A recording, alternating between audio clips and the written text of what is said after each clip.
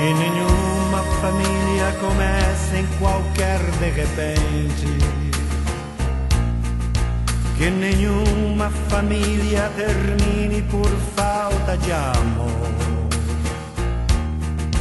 Que o casal seja um para o outro de corpo e de mente. E que nada no mundo separe um casal sonhador. Que nenhuma família se abrigue debaixo da ponte.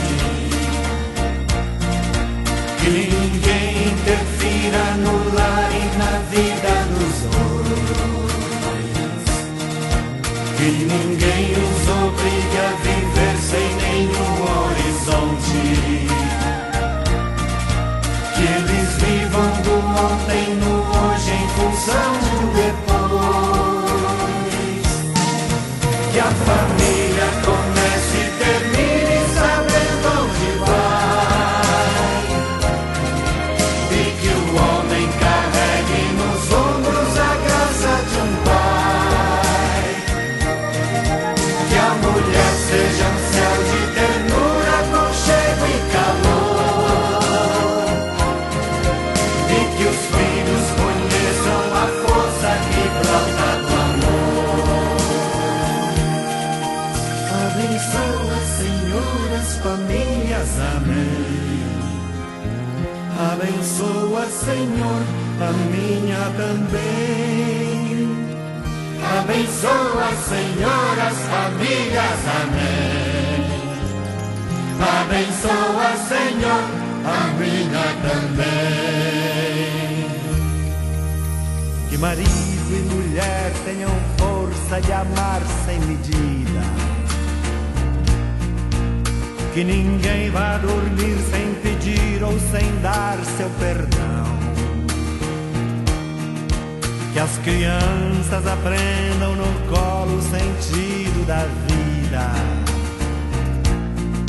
Que a família celebre a partilha do abraço e do pão. Que marido e mulher não se traiam nem traiam seus filhos. Que o ciúme não mate a certeza do amor entre os dois. Que no seu firmamento a estrela que tem maior brilho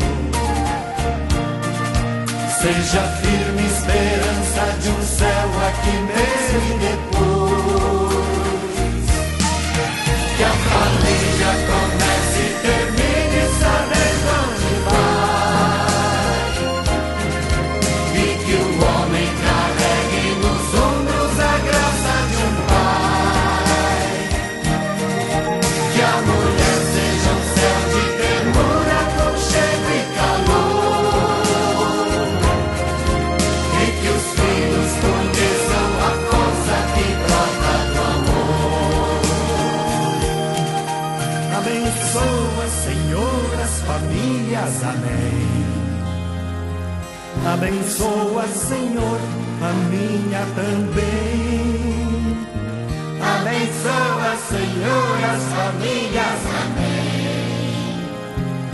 Abençoa, Senhor.